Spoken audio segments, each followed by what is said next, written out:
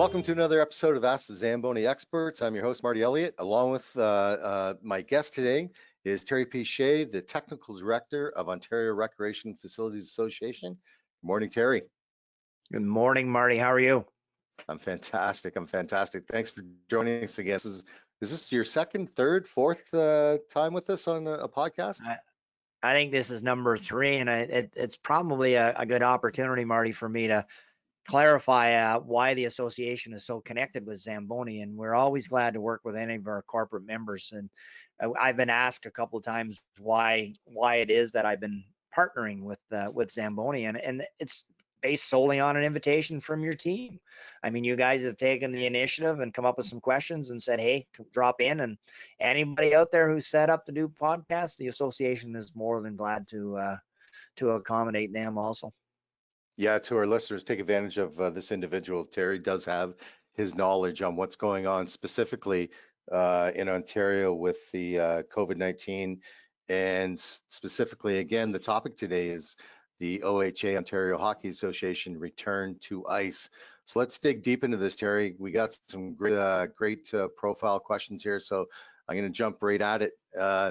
Clarity is required with respect to how the indoor limit of 50 is applied in the multi-use facility setting, being pool, arena, gym, meeting rooms. Can you expand on that for us, Terry? Well, I can tell you, Marty, is that it's a complicated answer based on whatever region our members are in. So what's happening since this release came out at the end of July, the association asked for clarity in regards to how some of this could be applied. And the biggest issue is that the province of Ontario came out with a hard 50, and it didn't matter how much square footage you had, how many entrances or how many egresses or how many ice sheets, dressing rooms. There was no variables. It said 50 people under one roof. So what our members need to understand is that bureaucracy, it can be complicated. So we got provincial government who's trying to figure out how best to come back to life. And they understand, I suspect, the diversity of the infrastructure in all recreation environments across the province and beyond nationally. And so for them to try to come up with a complete playbook that would look at every different design of a recreation facility would be way too complicated. We suspect that what they've done is capped it at 50 so that every building can get comfortable at 50. What everybody needs to understand is 50 is the first step on the ladder. Once they feel comfortable that we've got 50 under control, regardless of the size of the facility, then we suspect the number is going to grow, and it will grow rapidly. They understand the importance for us to get people back into the building. So I think they've just hit the pause button. They're saying, look, make sure you got your act together at 50, and then we're going to move forward on to bigger operations. Now, that's part of the conversation we need to have here, is that there's set regulation that the province has put out that everybody needs to conform to, but who we understand who's in control is the public health departments. In the province of Ontario, there are 34 different public health departments, and every one of them is a standalone entity by itself. So they get to decide what works in their region. So we're getting some members. I got a communication this week from a member who went to public health, and they said, we really don't care how many you've got in your building as long as you're doing it safely. And then we've got others that are being right tight to the 50. They're staying completely to the legislation. So what our members need to understand is that public health is in control. Now, if you go to public health and say that you want to put out a plan that says, here's our plan to come back to life, what public health is doing is saying, well, look, it's really nice. We're not going to tell you if it works or not. And they're pointing their members back towards their own legal department to say, look, if your legal team is happy with what you're doing, then we're happy with what you're doing. So even though the legislation says submit a plan, it seems to be almost like a roundabout door that they send the building back to their own legal department to get that approval. Well, you know, that's interesting because our industry is such a tight industry. It's a big industry, but within Ontario, there's a lot of communication amongst the, you have CLAMA, you have SWARFA, you have the folks Neora up north, and everyone communicates with each other. So what you're saying is these facilities need to go to their own public health unit for their region. Is that what you're referring to, or? Well, no, let's be clear, Marty. I mean, the provinces come out with regulation, right? Regulation Mhm. is minimum. It means that right now that's the maximum you can go to. We've got some members who say, you know what, we're going to stick with 25 based on the number of dressing rooms that we've got. It's more manageable for us to have 25 people on an ice surface versus 50. So we're going to reduce that. Right now, the maximum is 50.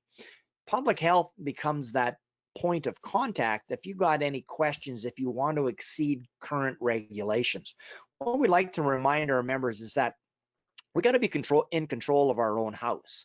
So as long as we've got a comfort level internally from our senior advisors, whoever the facility manager reports to in regards to the way that we're conducting business, we've done our due diligence by talking to our partners, and that might include our risk managers, whether our insurance carriers, public health, and then what others in the region are doing, and then we come up with a balance in regards to the way that we want to conduct business.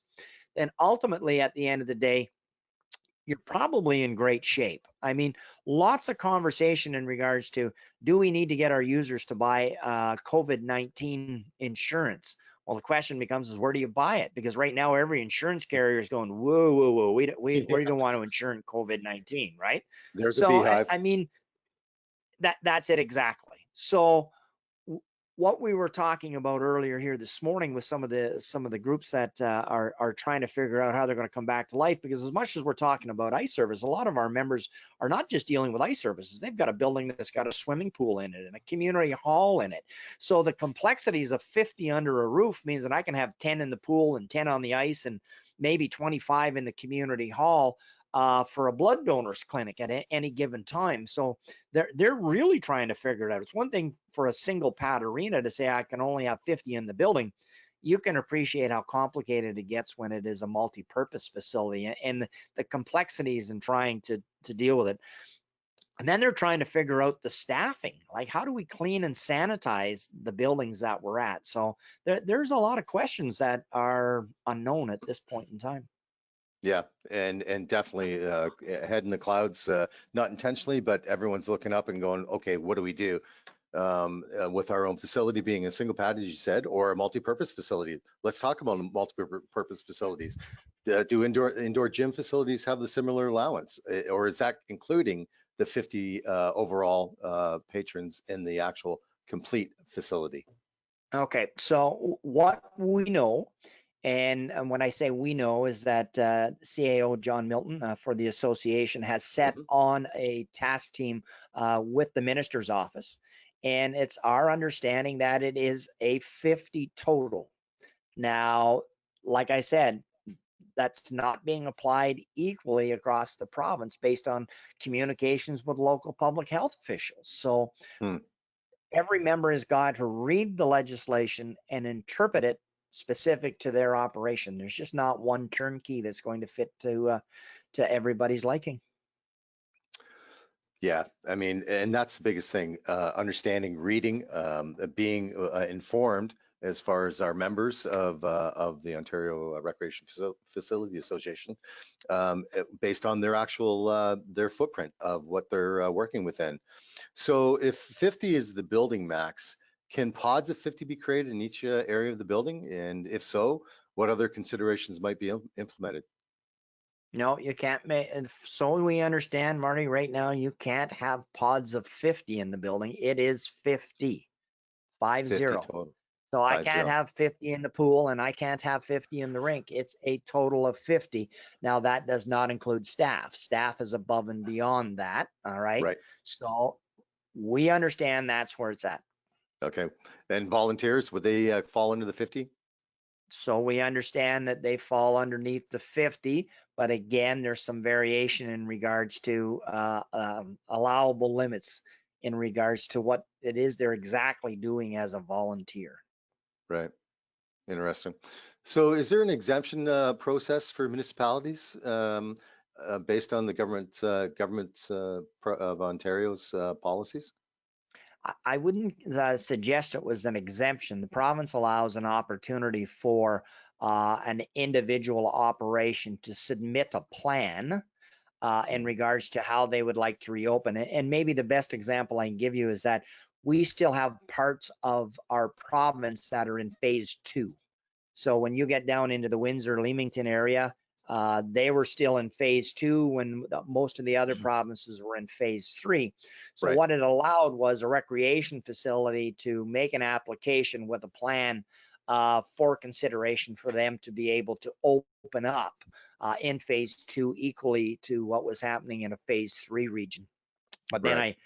then I bring back the conversation where plans have been submitted and they get turned around to the internal legal department and public health. So that's the complexities of it. Okay. So let's move over to sanitization and cleaning. What is the actual required when they say required as frequently as necessary? What does that mean? I'm speaking to you to speak to our facilities and what their interpretation of that is. What is that interpretation? What's the definition of it? So the expectation is that the high contact areas such as a dressing room are supposed to be cleaned after each use. Mm-hmm. So Okay. that's basically what we're looking at. And any other high contact points, public washrooms. But you know what, this is a great point that we bring into the topic in regards to our user groups like OHA or Skate Canada. Because for an example, Skate Canada recently released their documents and their most recent document. And in there, I believe it indicates that they don't expect any of their users to use the dressing rooms. So that becomes complicated in regards to the different building designs that are out there, because what happens is not every one of them is going to be able to set up to accommodate users in, let's say, a common area like a lobby to put their skates on. So Right. does that mean that every player has or every participant has to put their skates on in the parking lot and then come into the building that way? So the questions that we get from our members is saying, okay, how do we control that? And the response should be back, we don't control it. These are their operational conditions, not the facility's operational conditions. Mm-hmm, mm-hmm, mm-hmm. Interesting. So I'll go back to previous stage 2, when arenas were starting, some arenas were opening up to have instructional training. And in that scenario, anyone involved as far as a user of instructional training, they had to come with equipment on and enter the building with equipment on, couldn't use dressing rooms, had to put their skates on in the lobby. Where's that sit now? So, Well, and based on what you're saying already. Well, what you need to understand is, and what we try to emphasize with our members is that no user can tell us how they're going to use our building. Mm-hmm. Like the tail doesn't wag the dog here. So the building's got to make sure that it's got clear guidelines and protocols in place that it's sharing with its user groups. Now, if the user group wants to go above and beyond what the facility has in place, fill your boots. I mean, you go ahead and do that. But what they need to understand is that they need to conform to what our expectations are to meet our operational obligations. Anything they do above and beyond, that's left with them. And they also now need to control it. They need to relay that information to facility management, but in the end of the day, they've got to be able to deal with it. So for an example, one of the questions that came up with is, how does the facility deal with the storage? And historically, we've been self-storage facilities because our users believe that they have an inherited right to leave their stuff around our facilities so they don't have to take it home. Well, who's responsible to clean and disinfect stuff that doesn't belong to the facility? Mm-hmm. Realistically, we should be telling our users to take their stuff home. So the conversation we had this morning was, what do we do with the boards, the divider boards that Hockey Canada brought in? Who's responsible for the cleaning, disinfection, and storage of this equipment? Well, now it comes back to, well, what's the relationship you have with the user groups? Because we have some buildings who were very generous and went out and invested in the cross ice boards or whatever they're using for a barrier, and they paid for it as part of the relationship they had with the user group. Where we have others that the user group actually went out and purchased it as part of their program and they store it at our facility. Well, if I've bought it and I own it, it's my baby. If they bought it and they own it, it's their baby. But as the facility manager, I'm responsible to make sure that their cleaning and disinfection plan for their equipment meets my expectations or obligations underneath the regulation. Interesting. Interesting. So the regional health units, 34 or 37, I think you mentioned earlier, what is their expectation through the province of Ontario for facilities when it comes to contact tracing? What is the expectation of the facilities to make sure they document, or is there anything in place? Underneath the regulation for sport facilities, there's no expectation for contact tracing. So what we need to remind, and what I'm hearing from members, is their legal department is very antsy when it comes to collecting personal data, because once we start to collect personal data, we're responsible to make sure that it doesn't go rogue, it doesn't disappear. So most legal are saying, so I understand from our members, are staying away from contact tracing data collection only for to ensure that it doesn't go missing and then they become responsible for it. But that's going to be on a case-by-case basis. If a public health department says, look, as part of your plan, you have to have this, then you have to have it. Regulation, so we understand, currently says that there is not an obligation for sports facilities to have a contact tracing plan in place. It's interesting because in the retail environment or restaurant to food service environment, I know myself, I've had to provide my name, now only first name and phone number, for dinners, restaurants, golf courses. And so I guess in that industry, those segments, they've taken their own initiative to be able to do that. That's not being pushed by the regional health units then? Well, I think we get a little bit of a caveat, Marty, and again, my feeling is this. We have rental agreements with everybody that comes into our facilities. So for an example, Marty Elliott is my contact for the old timers that play on Friday night. If I've got a contact issue, I'm going to get a hold of Marty, who's going to get a hold of his 37 teammates and let them know that the arena has had an outbreak. So we've kind of got a semi-quasi control. It's going to be different for public skating, obviously. But in the end of the day, if there would be an outbreak that comes out of a facility, social media is going to be quick to say that there was an outbreak that come out of ABC recreation facility. And if you were in it in the last 48 hours, you should get your butt over and get some sort of testing done. So I suspect that's the way that that's going to happen. So here's the $1 million question. No physical contact, no sustained contact in a contact team sport. What does that mean? I mean, I play hockey still. I play in a men's league. There's rubbing out on the boards and that. We're not playing right now, of course, but I mean, how does that get managed where you don't have contact? How do you police that? We both know you can't, right? Yeah. But what we want to do is we want to put the word out that under regular circumstances, it's not supposed to happen. Will it happen? Will it happen accidentally? Yes. But we're going to do, what we want to do is encourage everyone to do everything in their power to avoid contact as much as possible.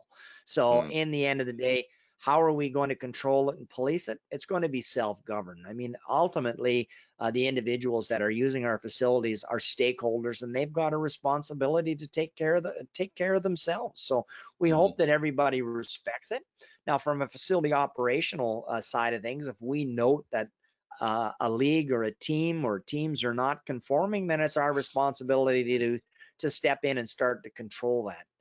And if it from a warning all the way down to you don't get your rental next time because you don't seem to be playing by the rules, that becomes the objective, I guess. Right.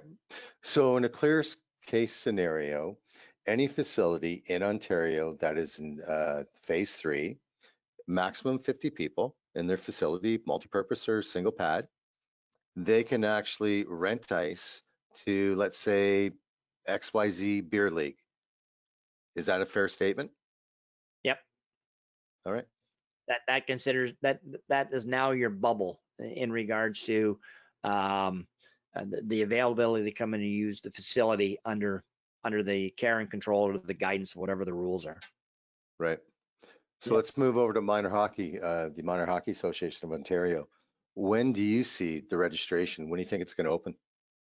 Well, Marty, again, that there's going to be so many variables with this one because um, of the different municipalities that are involved. Like, I mean, speaking with a group this morning, we got some that are not going to put ice in until October, and we've got others that are preparing to put in ice this week. So what they're Hmm. trying to figure out, and this is the interesting component of it, is how much is our users ready to invest in us opening the building? What are they ready to commit to?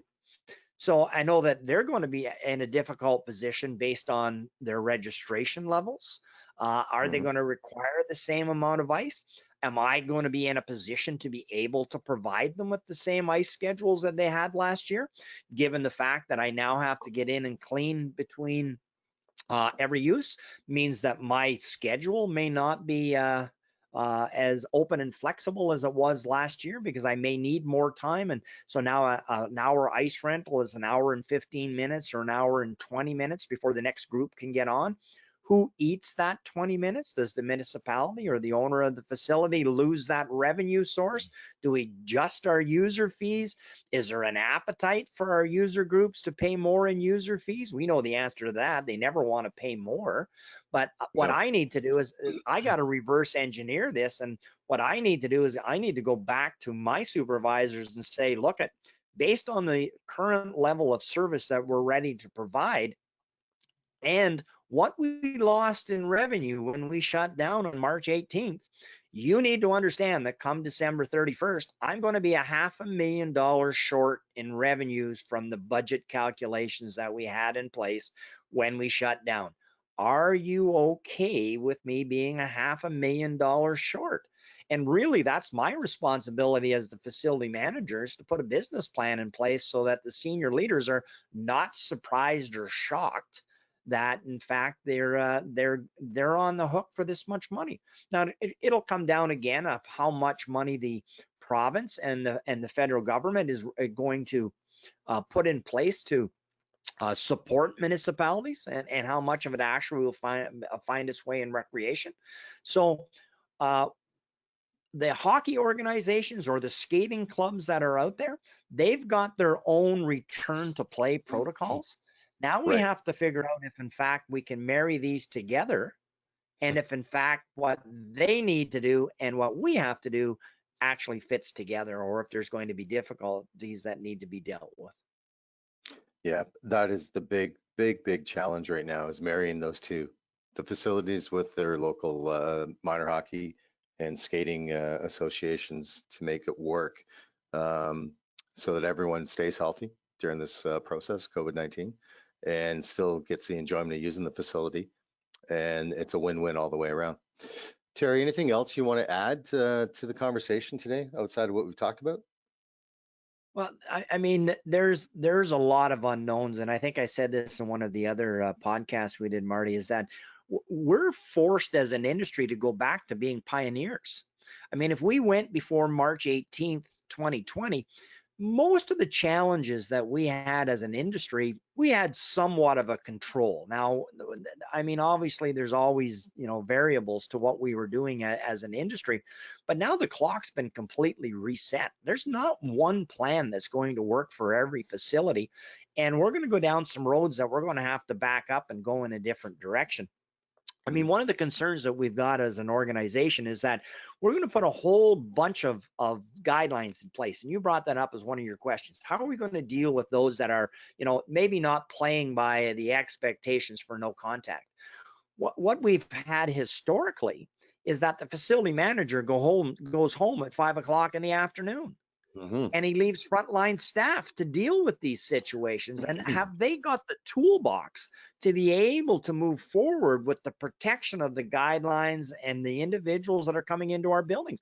So I mean, in the province of Ontario, and no different than all the other provinces and territories in the province, there's an obligation to have violence in the workplace training. So if we haven't hit the refresh button on that one and Hmm. have them adequately prepared, and we all watch the news, we see that there's individuals out there that are not buying into the mask wearing, not being judgmental. But the reality is that we've brought a policy into our operations that says to come in here, you must. how's staff going to deal with the individual who is the radical that says, no, I'm not conforming for whatever beliefs they may have? The reality is that that frontline staff member has got a policy to be able to deal with it. So that's something that's going to have to be done. The next one I'm trying to get at least a compass bearing on, because I don't have a really good warm and fuzzy feeling on how we're going to deal with the HVAC systems, the air circulation inside. And we talked on our first podcast on that one. And I can tell you Yep. that the sticks haven't moved on that one. I don't Wow. have any clear direction. Yeah, there's some great documents that are out there, but again, the variables for every building in regards to the infrastructure they've got in place, it's an individual based operational requirement. And if you look at the science, they're saying, look, we can expect an uptick as soon as the cold weather shows up. Warm weather, it doesn't spread as quickly. Cold weather, it becomes a little bit more rampant. And we know that because what happens in the fall when we go back to school, everybody seems to get a cold, right? For Yep. whatever reason, we come in close contact with. Now, the other issue that we've got that really hasn't come to the forefront here is that most facilities have not dealt with the staffing issue. We are chronically understaffed in regards to being able to properly maintain, operate, clean, sanitize, and disinfect recreation facilities. Bottom line is we can't do it with the staffing levels that we had in March. So not only have I got reduced revenues, I've got increased costs that have to be in place for me to be able to open the doors and move forward. And I don't think everybody's there yet in regards to having an adequate amount of staff. Re-emphasize the point that any building that believes that the operator is going to be their cleaning and disinfection team has got a really bad plan in place. It's not going to work. They didn't have enough time to operate the building before March 18th. They really are not going to have the time to do the things that are in place. And just think of the different things that we put in place. How much plexiglass is now out there that has to be cleaned and disinfected on a regular basis that never existed before? How much more time does that get added to the whole system? It'll be interesting to see what happens when the schools go back into place, right? I mean, this is going to be like the canary in the coal mine. We're pushing all those little kids back into those environments in anticipation that nothing's going to happen. But on the news every day, we've seen summer camps that have had to close down and rec facilities that have to clean and disinfect. So we can expect a problem in the schools. And the problem in the schools, those same kids leave at 4 o'clock, and where are they heading? They're heading to our swimming pools, our ice rinks, our community halls.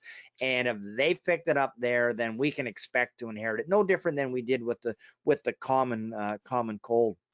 Now, one of the things that I emphasize to our members is look at, as tough as it was in March 18th when they walked away, Marty, and we shut down these buildings without a plan. Like, we walked away on March 18th without a plan. What they need to have in place very clearly is, how are we going to shut down in a moment's notice if in fact there is a flare up? Hopefully there's not, but if there is, guess what? We don't have the luxury of going into the spring months. We're going into the winter months. We can't walk away from these buildings. There needs to be somebody in there to manage the water, the heating systems. They can't be staffless. So we need to make sure that senior staff understand clearly that we don't have the same plan as a spring plan. We can't send our staff away. Now, sooner or later, the birds are going to come home to roost here. Right now, we're in the honeymoon phase, as I consider it to be. Everybody's trying to be supportive and trying to figure out how we're going. Nobody wants to be laid off in regards to our industry. Sooner or later, the bills are going to come onto the table, and the bean counter is going to say, look, we need to come up with $500,000. And if our facilities are not generating or operating, recreation staff are going to have to expect that they're going to get laid off in the next go around. Hopefully I'm wrong, but reality would suggest that society cannot continue to pay people for remedial work just for the sense of keeping them employed. Now, how much longer the provincial and federal government can subsidize other businesses, but municipalities did not qualify for the wage subsidy, right? They Nope. basically ate the costs as we move forward.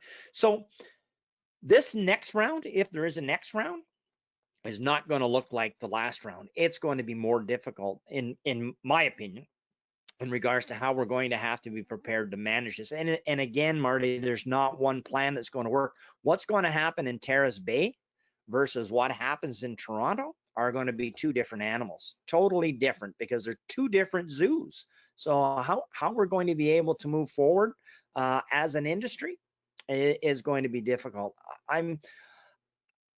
I hope I'm wrong, but I really think that this is going to pressurize some of these smaller communities with aged buildings that are going to have to make decisions to board them up, or to look at different ways to operate them. So, I mean, if anybody's been reading Facility Forum, we put out a great article a while ago on Echo Bay, on how Yes. they approach keeping their ice rink in a northern community without a refrigeration plant, reducing their costs significantly. McDougall Township, bang on outdoor rink that still allows them to provide, the environment for skating at a reduced cost. So creativity in regards to some of these smaller communities to be able to provide the amenities that we want for recreational activities are going to be in place. Now, one of the things I noticed on Twitter yesterday was, and my comment was, finally a sign of sanity from the minor hockey organizations in regards to the way that they want to conduct business moving forward. In reality, Marty, that if all the stakeholders don't come together and come up with a plan on how we're actually going to get kids back into these buildings, the buildings are going to close. If they're not going to be used, taxpayers are not going to be able to afford to keep public amenities open that are not going to be used. We need water, we need sewer, we need fire protection. It's sort of like the same items that we need in our own hot lives in our own homes. Do we need the camper in the backyard? You know what? We can probably do without it for a couple of years until we get back on our feet again, and then we'll buy another one, or we'll go in a different way in regards to the way that we're recreating or doing our recreational activities. So I like to suggest that where we are right now with COVID-19 is the plates underneath the ocean are just shifting. The tsunami hasn't hit yet, but it's coming, and we need to be prepared to be able to deflect or at least be in a survival mode when it does hit. For some operations are going to get off unscathed, others are going to be in a difficult position to be able to survive. Based on their tax base, no question. It's interesting you talked about municipalities and layoffs. I think it was the city of Vaughan, if I heard correctly, last week is laying off 1,100 of their staff. I think it was the city of Vaughan. I'm not sure if I'm correct on that. Did you read that, Terry? I had not heard, but the sooner or later, there's only one place a municipality has got flexibility to reduce their budget. They can't negotiate with their insurance carrier. They can't negotiate with their electrical provider. They can't, negotiate with all the other hard costs that are associated with their operations. There's only one pond that they usually get to go to, and that's the human side of things. And in our business, this is one time that they can't reduce the staff in the facility. We actually have to increase it if we're going to provide service. So, I mean, typically what I'm hearing, and this is just a gauge, all right, is that an operation that was running with one operator before to offer the service has now had to go to a minimum of 3 per shift. Wow. To be able to meet the protocols that are in place in regards to cleaning and disinfection. So are they union wage jobs? Well, that's going to be negotiated on a case-by-case basis, right? And realistically, housekeeping, cleaning, and disinfection, in my opinion, is not a minimum wage job. You need some highly skilled, motivated individuals that are going to be invested in what needs to be accomplished. And if they're not properly compensated, you can expect that there's going to be cracks in that armor. So like I said, it's not an easy move as we try and figure things out as we go along here. No doubt. And I doubt for 1 second that municipalities, parks and recs are going to use a third party to come in and do that. Just due to the fact the revenue's not there to be able to afford to have a third party like a Winmar or whatever come in and do the cleaning for them. So yeah, that's going to be a tough decision. Some of them will go down that road, but that doesn't reduce our responsibilities or our liabilities, and that needs to be clear also. I mean, I've heard some great success stories by farming out some of the operational side, and I've heard some real horror stories in regards to having relationship with outside contractors. So that's not a silver bullet or a panacea in regards to the way that we might be able to conduct business moving forward. Interesting. You know, you touched on a point, 26 days from now, all the kids are going back to school based here in Ontario, based on what the PC government has put out for back to school in the fall. Attendance is taken, of course, so contact tracing is there. We talked about contact tracing. What's your opinion on it? Do you think facilities should make an effort of having documentation or contact tracing available? Because Johnny or Susie going to school, they might pick up a cold. They might unfortunately be test positive for COVID-19. Where did it happen? At school or at the rink? Well, I think it'll come down to how we're going to collect that data. So having had the privilege to get back into the classroom a little bit more than a week ago, and I spent some time in motels and restaurants also. It's one thing when you have a limited amount of people that are coming into a restaurant in a very controlled environment, and there wasn't a rush to get into any of the restaurants that I was in. They were pretty sporadic in regards to the number of people that were in there. So collecting that data fairly simplified, where we're turning them over every hour. So how are we going to do that? Electronically? Are we adding another staff? Like I said to you earlier in our conversation, I think we're in a different position with the contracts that we've got, and I think that we build that communication into follow our website. It's not your responsibility. If there is any issues with our building, we're going to send out an alert. We're on Twitter, we're on Instagram, we're on Facebook. We encourage you to stay with our social media so that you can keep up to speed in regards to what's going on. Sure. Let's recap, Terry. The top 3 points that you want to share with the listeners, specifically in our association. What are those top 3 points? Let's recap them if you can. Well, we're hoping that our members have followed the suggestions that we've put out in our reentry document. And is staff actually prepared to deal with what's ahead? This is not business as usual. Have you in fact invested in preparing staff long-term, not short-term? Because we all know that there's a very high turnover of staffing in the recreation industry. Plus, we use a fair amount of part-time staff. So realistically, and it's not to be critical, because often we just don't have the time, resources to be able to do what's supposed to be done. Most people are not even current with their WHMIS training or any of the other obligated responsibilities under the different pieces of legislation to make sure that staff are up to speed.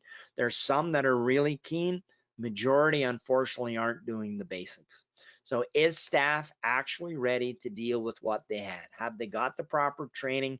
Have you invested in cleaning and disinfection tools? Are you actually prepared to be able to maintain a safe environment? So I think that's got to be number one. Number two is dealing with our user groups. We need to have that strong relationship with our user groups. It's fantastic that the structured ones that have invested so much time and resources, but you know, I'm old enough and wise enough and experienced enough to know that just because the mothership organization has put out these protocols doesn't mean that their frontline staff are going to or volunteers are going to follow it. I mean, you take a look at minor hockey. They brought in years ago that the only way that a hockey team goes into a dressing room is that if there's 2 certified coaches inside the dressing room. One of the biggest challenges our members were having was that these two certified coaches didn't want to go in the dressing room. They wanted their own area that they could go and not have to be with the kids. Or who was the last one at the rink and the first one out? Last one at the rink was the coach, and she was the first one gone.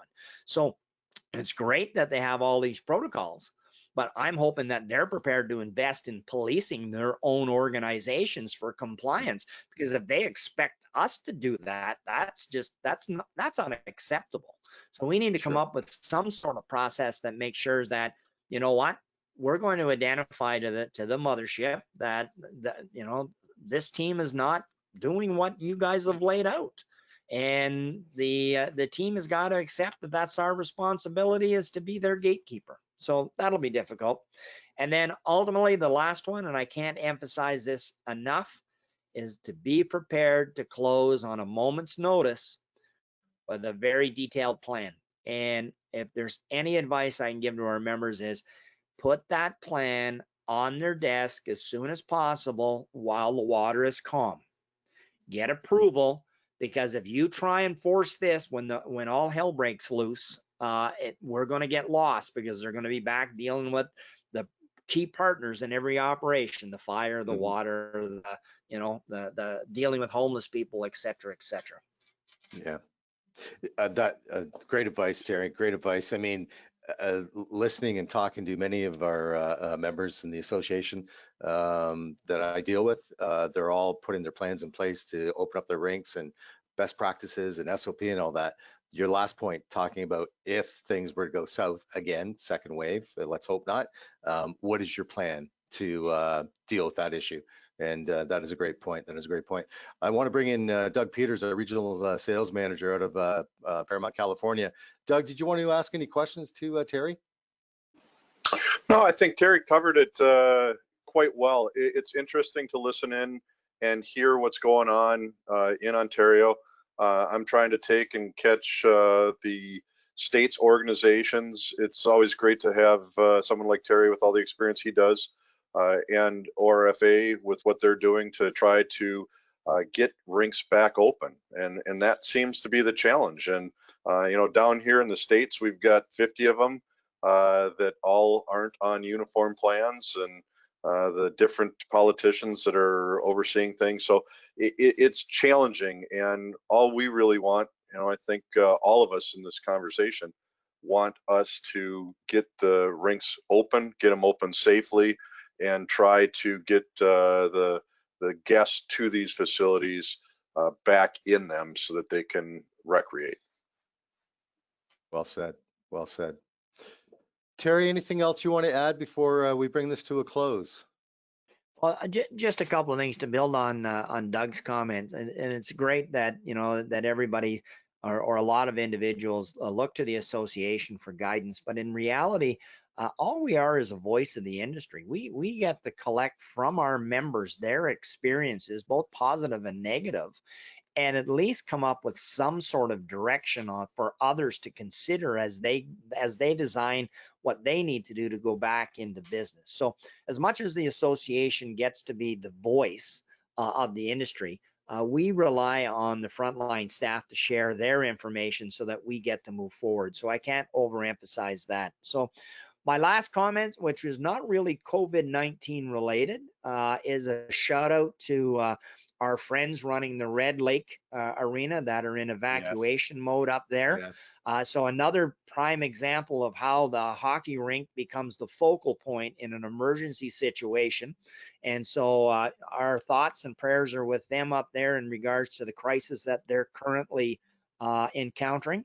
And then what we need to do is that we need to thank our friends in Thunder Bay and Dryden, because where are the evacuees going? They're going off to recreation facilities again. So again, ORFA members are in the trenches above and beyond what they're dealing with in regards to COVID-19.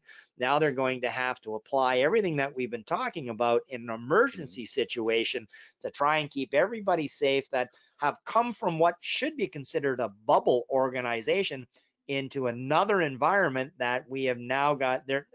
Those members are got a real dragon to deal with in regards to what has been thrust upon them without notice in regards to their operation. So our like I said, our hearts go out to them, and our respect in regards to the way that they're responding and making the industry look as important and as what we are. Yeah, definitely to our industry leaders up there, and as you made note of, Red Lake, Dryden, Thunder Bay, Godspeed, and our thoughts and prayers are with them for sure. Well, Terry, I want to thank you for spending the time with me today and talking about this. It's a very important subject, and I look forward to feedback from our listeners that'll be listening to this episode. I want to thank everyone for listening to another episode of Ask the Zamboni Experts podcast. By the way, if you have a question for one of our experts or an idea for a future podcast or episode, please email your questions or requests to info@zamboni.com. Terry, I know you're running podcasts through the association. Maybe you want to share a little bit about what that is and how people can listen to your podcast. Yeah, well, I mean, everybody's trying to look for different vehicles to be able to service the members and get the information out there. And we've gone into the podcast side of things. The next one we got coming up is actually an interesting one. We spoke with Jessica Jaromchuk at Frank County Company about electronic logbooks and how the courts are taking a look at us collecting data in that format. So it's interesting because we were looking at what's happening with the Technical Safety and Standard Authority and the proposed changes to the operating engineer regulation. And that was one of the key features that they had talked about, is that they are going to accept electronic logbooks, and they give some clarifiers and quantifiers in regards to how an electronic logbook can be used. So what I found interesting is that they say, yep, feel free to use your iPad or notepad or whatever you want to collect the data, but at the end of every day, you still have to print it out and put it in a logbook. So you can't house it electronically, right? So this is a new environment for us. I mean, obviously, we have our ice resurfacer logbooks. It would be simplified for us to be able to collect that data in an electronic format.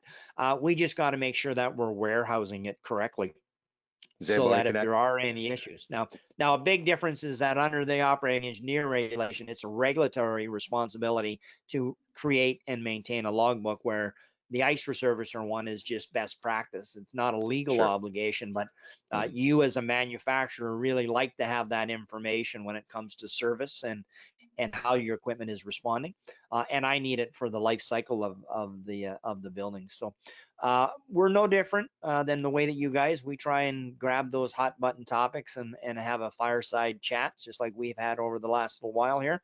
And if anybody's got something specific that either you and I can talk about, always glad to chat with you, or something at the association, because it's maybe off on another part of the recreation operation outside the rink that we might want to focus in on. We're always glad to hear from members or non-members that are interested in what's happening. Sure. How can the listeners listen to the podcast that you're doing with ORFA, Terry? Where do they go? To your website, or? Yeah, they go to the website, and anything that we do always comes out in e-news. So if you're a member of the association, you're going to get it in e-news, and feel free to click on it. Failing that, they can just get a hold of info@orfa.com, and staff will be glad to point them in the right direction on how they can access anything that we have available. That's great, Terry. Great. Listen, again, thanks for the time you spent with me today. It was a great topic, and look forward to spending more time with you in the future. And for our listeners, for more information and additional podcast episodes, please visit zamboni.com/podcast, or search Ask the Zamboni Experts on your Apple Podcasts, Google Podcasts, or Spotify.